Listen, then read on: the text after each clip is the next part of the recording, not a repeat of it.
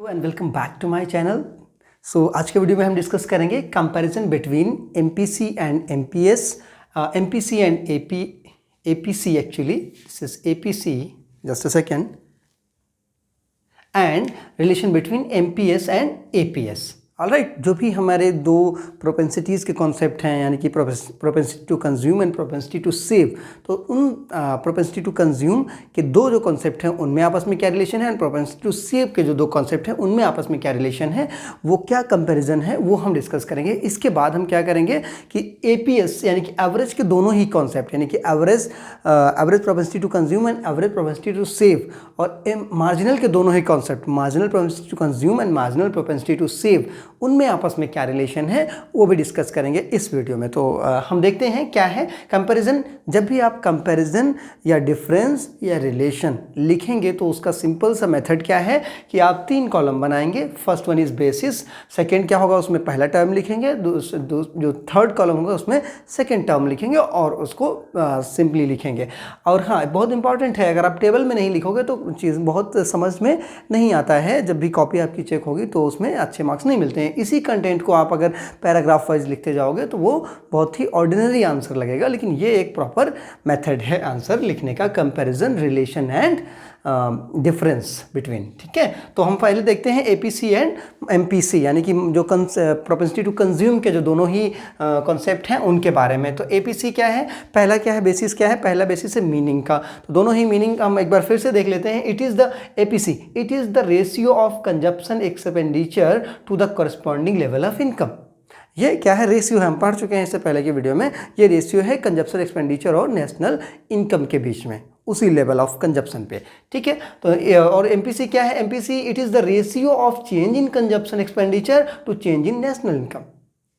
तो ये एमपीसी क्या है, change in consumption expenditure due to change in national income. National income में जो चेंज हुआ है उसकी वजह से कंजप्शन में कितना चेंज हुआ है, इन दोनों के रेशियो को हम मार्जिनल प्रोपेंसिटी टू कंज्यूम कहते हैं। ठीक है, वैल्यू मोर देन वन, इनमें से, इन दोनों में से किसकी वैल्यू मोर देन वन हो सकती है, तो APC can be more than one, average propensity to consume की वैल्यू मोर देन वन हो सकती है। कब वन होगी, जब कंजप्शन इनकम से ज़्यादा होगा, यानी कि स्टार्टिंग पॉइंट में जब ऑटोनोमस कंजप्शन होता है तो क्या होता है, कंजप्शन इनकम से ज़्यादा होता है। ठीक है, उस सिचुएशन में क्या होगा कि APC can be more than one, whereas MPC can not more than one. क्यों, क्योंकि ये जीरो मार्जिनल के दोनों ही कॉन्सेप्ट, चाहे वो सेविंग के हों चाहे कंजप्शन के हों, दोनों ही जीरो से वन के बीच में रहेंगे, जीरो से कम नहीं होंगे, वन से ज़्यादा नहीं होंगे। तो इसीलिए यहाँ पे MPC can not be more than one, ये वन मैक्सिमम हो सकती है। ठीक है, फॉर्मूला क्या है, APC is equal to C by Y. बहुत सिंपल है, आपको याद रखना है, सी हमेशा ऊपर ही रहेगा,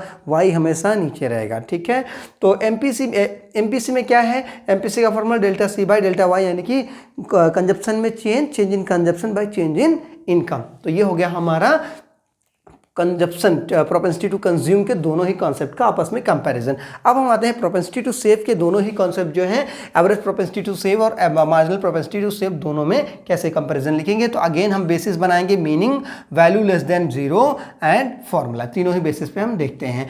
तो एपीएस क्या है, it refers to the ratio of saving to corresponding level of income. Again वही चीज़ है कि एक रेशियो है सेविंग और उसी कॉरस्पॉन्डिंग लेवल ऑफ इनकम का, दोनों में आपस में रेशियो है। ठीक है, किसी एक पर्टिकुलर इनकम सपोज तो 10,000 है, उस टाइम पे अगर सेविंग 5,000 है तो 5,000 बाई 10,000 के क्या होगा, ये जो रेशियो बनेगा ये होगा एवरेज प्रोपेंसिटी टू सेव।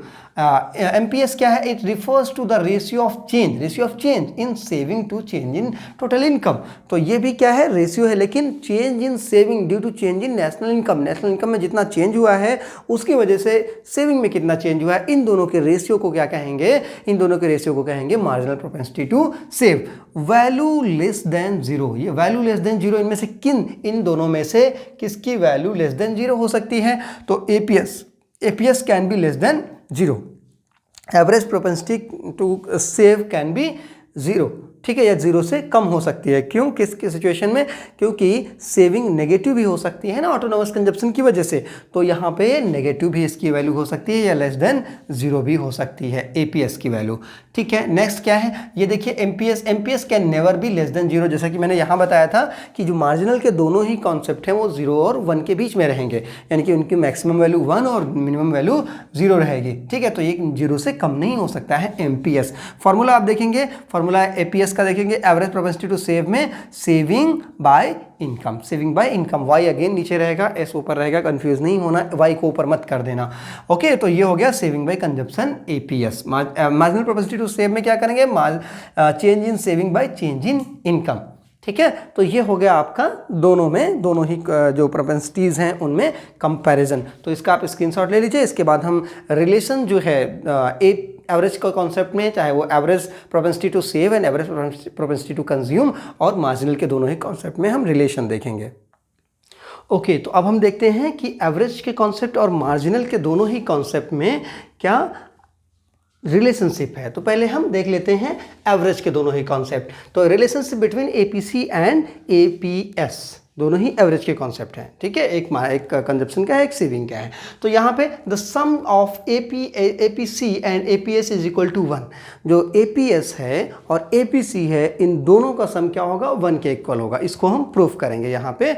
इसी तरह से हम देखेंगे कि मार्जिनल में भी दोनों ही मार्जिनल के कॉन्सेप्ट का सम वन होता है, उसको हम प्रूफ करेंगे। यहाँ पे देखिए it can be proved as under. ठीक है, तो हमें पता है कि इनकम को हम या तो कंज्यूम करते हैं या सेव करते हैं।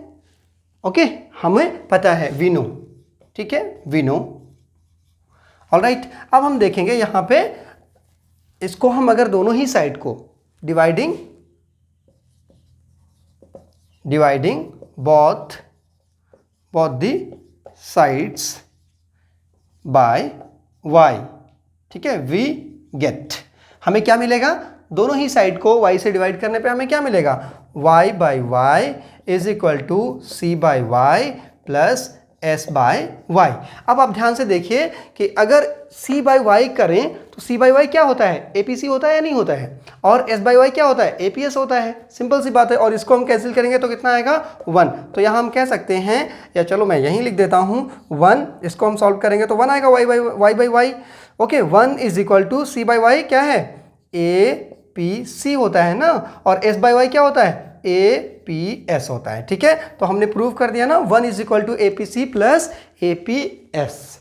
ठीक है, तो ये रिलेशन आपको पता चला कि एपीएस और एपीसी दोनों आपस में मिल करके 1 के इक्वल होते हैं। तो इसका मतलब ये हुआ कि अगर एपीसी एक की वैल्यू दी हुई है तो दूसरी की वैल्यू आपको अपने आप पता हो जाएगी। कैसे, सपोज एपीसी की वैल्यू अगर यहाँ पे 0.8 है, एपीसी की वैल्यू 0.8 है। ठीक है, एपीसी की वैल्यू, ठीक है, तो एपीएस की वैल्यू क्या हो जाएगी, एपीएस की वैल्यू 0.2 हो जाएगी, क्योंकि दोनों का सम 1 होना चाहिए। ठीक है, तो इसी तरह से हम आगे देखते हैं रिलेशनशिप बिटवीन मार्जिनल के दोनों ही concept, MPC marginal propensity to consume and marginal propensity to save, दोनों का अगेन सम टोटल जो है एमपीसी और एमपीएस का सम टोटल इक्वल टू 1 होता है, 1 के इक्वल होता है। इसको हम अगेन प्रूफ करेंगे। तो हमें पता है कि जो इनकम में चेंज होता है, जो इनकम इंक्रीज होती है, उसको या तो हम कंजप्शन में इंक्रीज कर देंगे या सेविंग में इंक्रीज कर देंगे। तो इसका क्या होता है, we know delta Y is equal to delta C by delta S. ठीक है, तो डिवाइडिंग, यहां पे हम दोनों को अगेन डिवाइड करेंगे,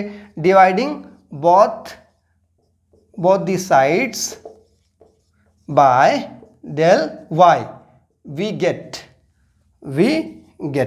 हमें क्या मिलेगा, del Y by del Y is equal to del C by del Y plus del S by del Y.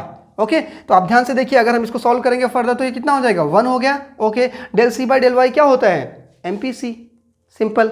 ठीक है, तो del C by del Y is equal to M P C plus del S by del Y क्या होता है, M P S, हमें पता है M P S. तो ये प्रूव हो गया हमारा कि 1 जो है एमपीसी और एमपीएस के इक्वल होता है, दोनों का सम टोटल होता है। अगेन यहाँ पे अगर एक की वैल्यू कुछ दी हुई है तो दूसरे की वैल्यू हमें अपने आप पता हो जानी चाहिए। ठीक है, सपोज एमपीएस की वैल्यू 0.7 दी हुई है, तो एमपीसी की वैल्यू क्या होगी, 0.3 हो जाएगी।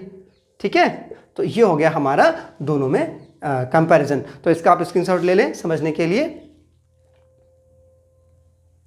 ओके, सो आई होप कि आपको चीज़ें क्लियर हुई होंगी, समझ में आया होगा। अगर कोई कन्फ्यूज़न है तो आप कमेंट सेक्शन में पूछ सकते हैं। Thanks for watching, stay tuned.